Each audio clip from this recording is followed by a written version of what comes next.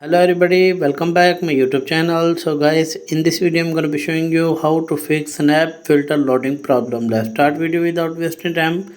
First of all, go back your home screen. From here, open your Play Store. From here you search for this Snapchat.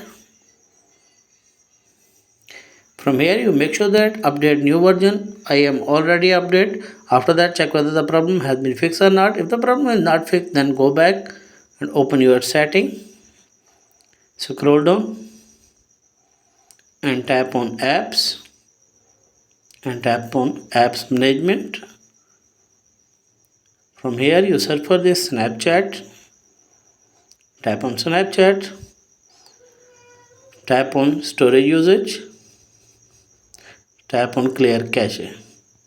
After that, I hope your problem will be fixed. If the video is helpful, then like and subscribe my channel. Thanks for watching.